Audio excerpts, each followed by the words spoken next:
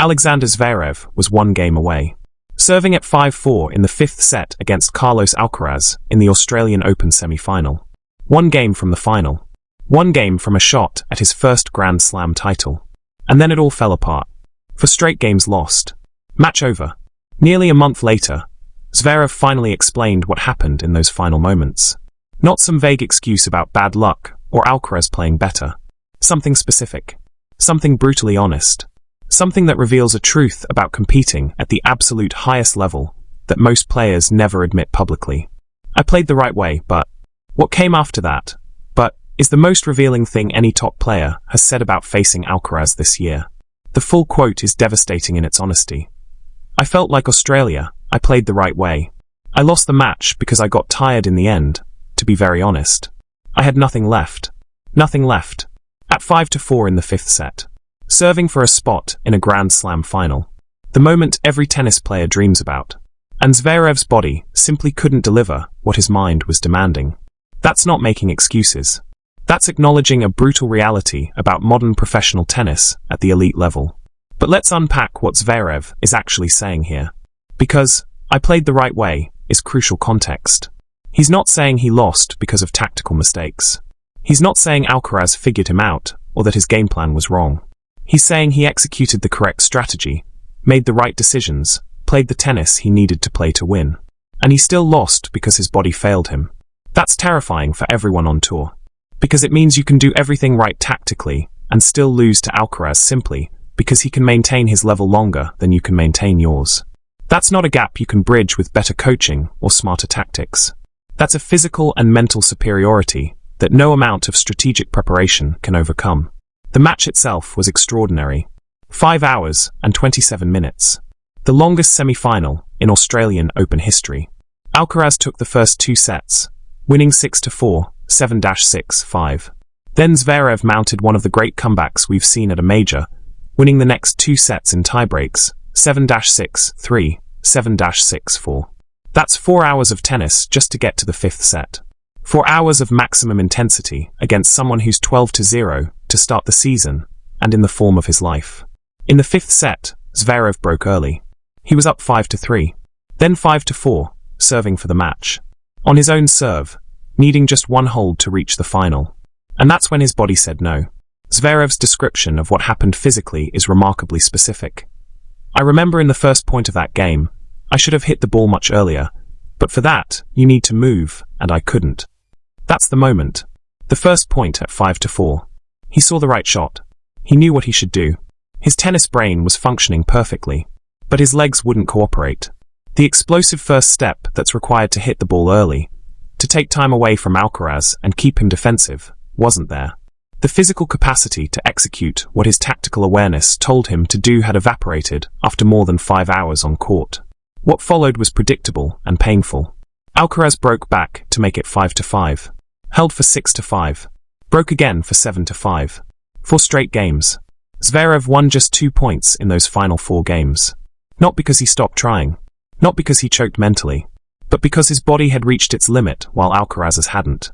The context of Alcaraz, dealing with leg cramps earlier in the match, makes this even more remarkable. Zverev noted this. Also, there were 2 sets where Carlos had a slight physical break because he couldn't move much. That's the 3rd and 4th sets, when Alcaraz was visibly compromised, moving gingerly, unable to use his elite court coverage. That's when Zverev mounted his comeback. But here's the brutal truth. Even compromised Alcaraz found a way to survive those sets and reach the 5th. And in the 5th, when Zverev was completely exhausted, Alcaraz somehow had enough left to close. That's not just fitness. That's something deeper. The ability to find reserves when they shouldn't exist, to summon one more gear when ordinary humans are empty. Zverev's assessment that Australia in a way was a success, despite the loss, is also revealing. Because for most players, losing a match where you're serving for the win at 5-4 in the 5th would be devastating. It would be considered a massive failure. A choke. A missed opportunity that haunts you forever. But Zverev is viewing it differently. I feel like my game was working, and the plan that we had for this year seems to be working. I'm happy about that. He's focusing on process rather than result. On the fact that his tactical approach worked. That he fought back from 2 sets down. That he pushed Alcaraz to the absolute limit. that he proved he can compete with the world number one when executing his game plan. That's mature perspective from someone who's lost 3 Grand Slam finals and desperately wants to break through. He could easily spiral into negativity about another close loss. Instead, he's extracting the positive lessons and moving forward with confidence that he's on the right track. The tactical approach Zverev referenced is also important context. He's made a specific change to his game for 2026.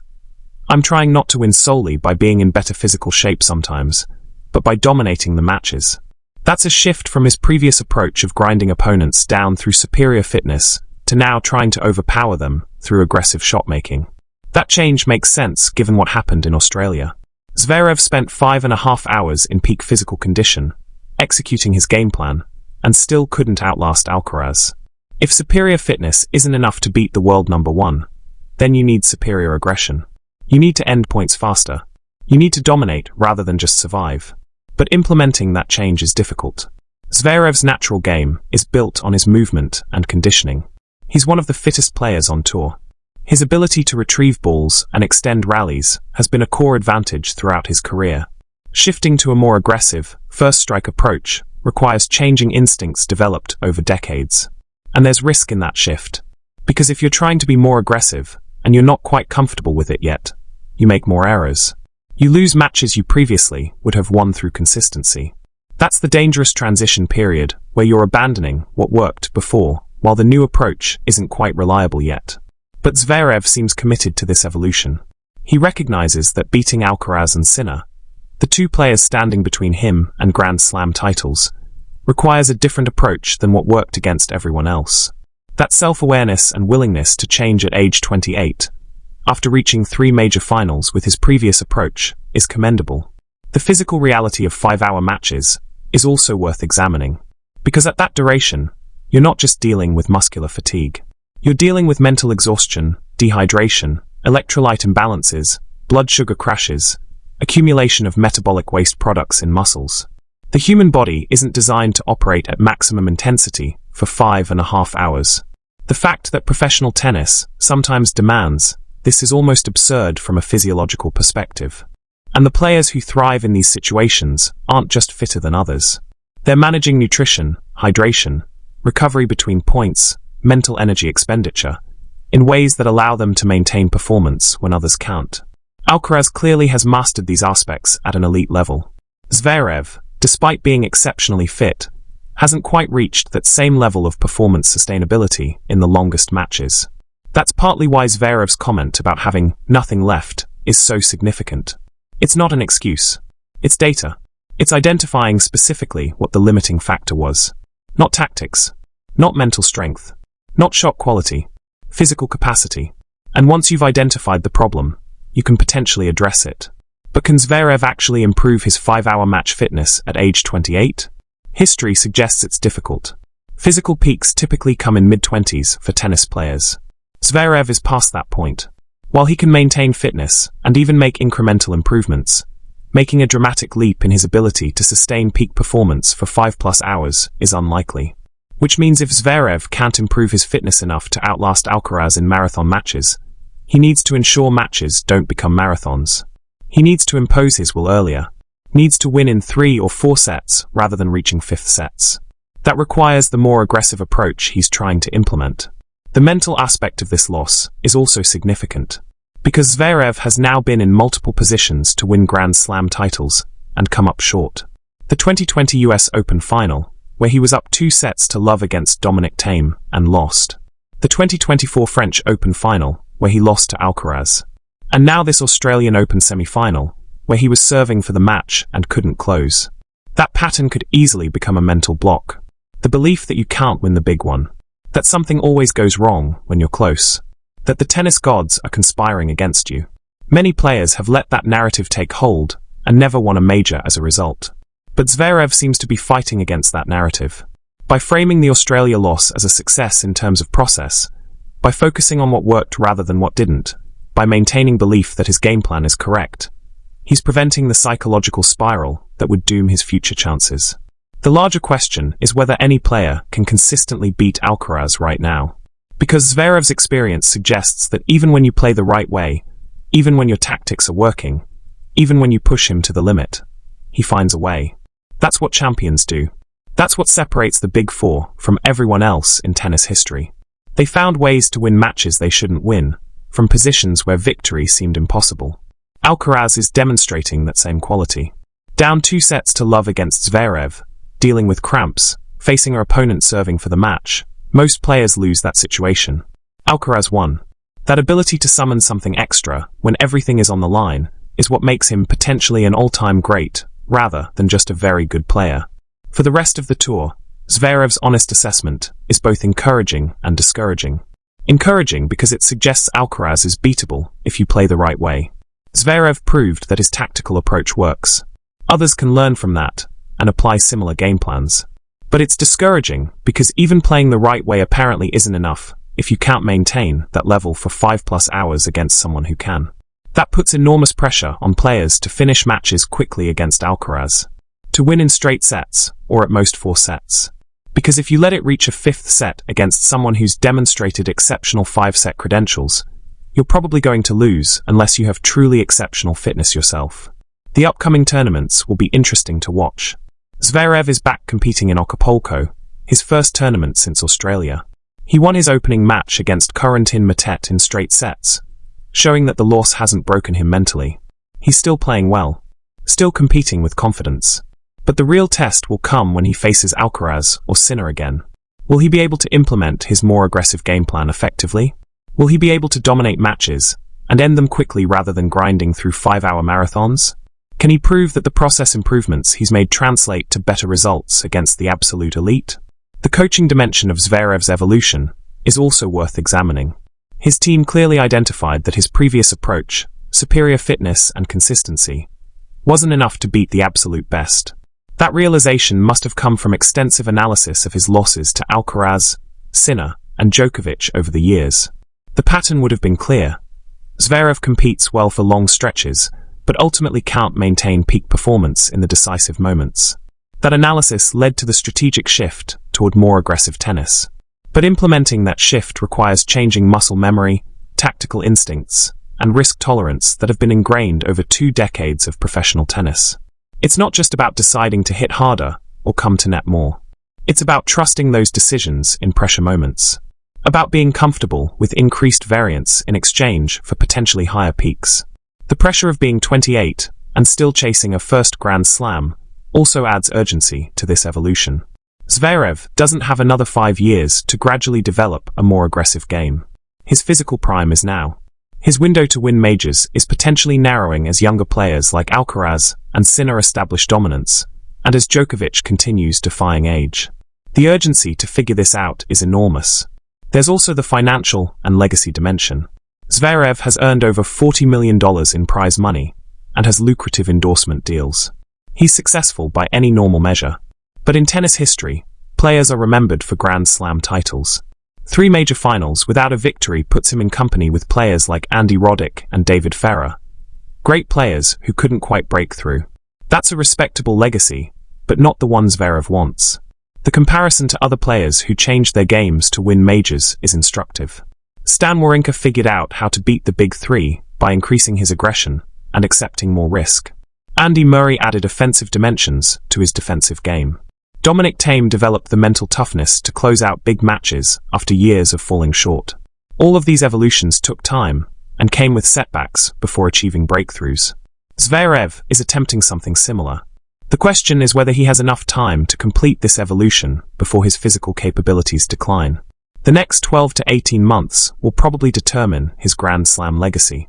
Either he figures out how to beat Alcaraz and Sinner with his new approach, or he becomes another great player who couldn't quite get over the hump.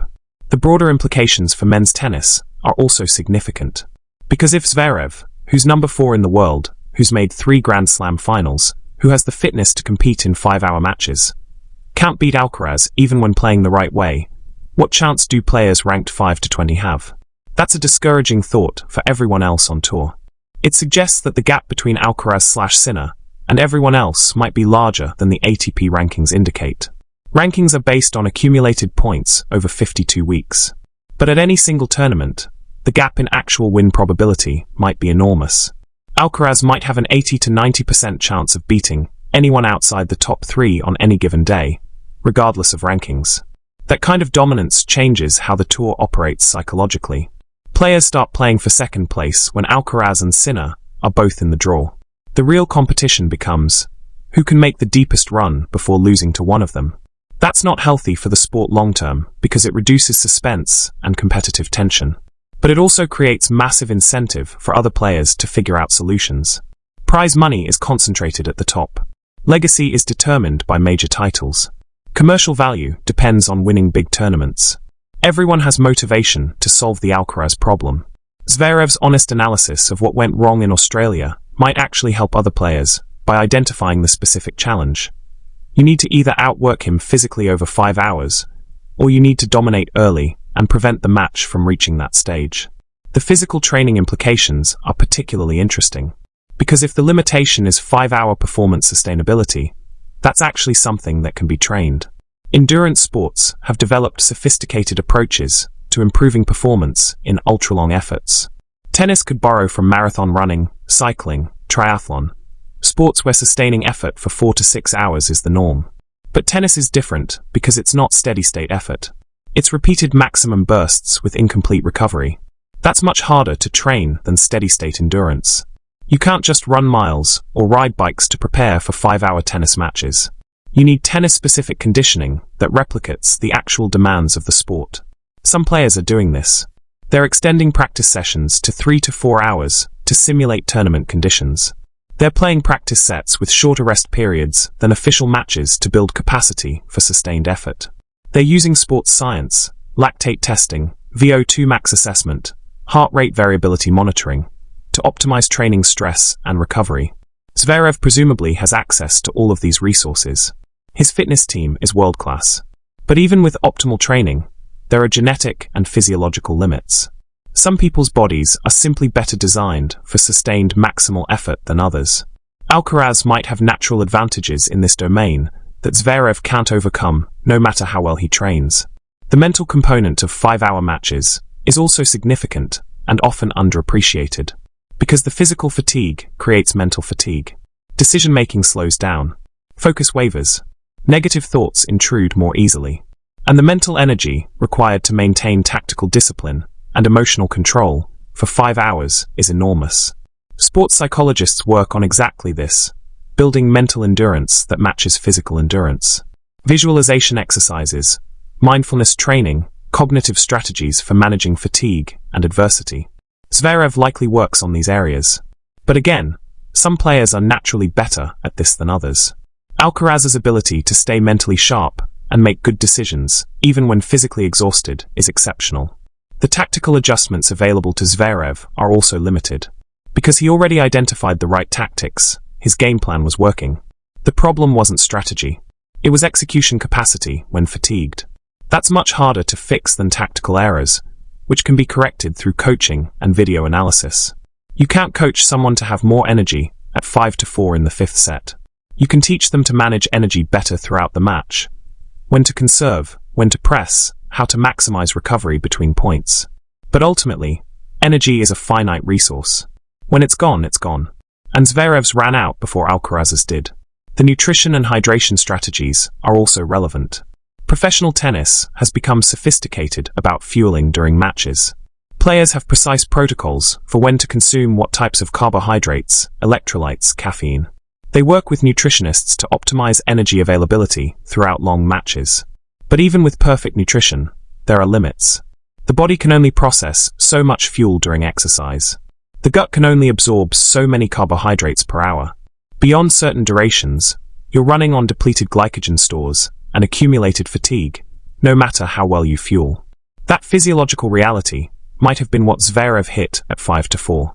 The sleep and recovery leading up to the match are also factors. Zverev had played 4 matches to reach the semi-final. Each match creates physical damage that requires recovery. If recovery is incomplete going into the semi-final, that affects performance in the late stages of long matches. Sleep quality, stress management, soft tissue work, ice baths, all of these contribute to recovery capacity. But again, Zverev presumably does all of this optimally. He has access to the best recovery tools and protocols. So if he still ran out of energy before Alcaraz, It suggests either Alcaraz is just physiologically superior in this dimension, or Alcaraz is doing something differently in preparation or match management that Zverev hasn't figured out yet. The learning that can come from this loss is potentially valuable if Zverev and his team analyze it correctly. What specifically caused the energy depletion? Was it the duration? The intensity? The lack of recovery between points? The accumulated stress from previous matches? The emotional toll of the comeback? Identifying the specific limiting factor allows for targeted interventions to address it.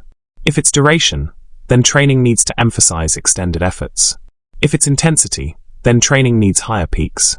If it's recovery between points, then protocols for using those 25 seconds need optimization.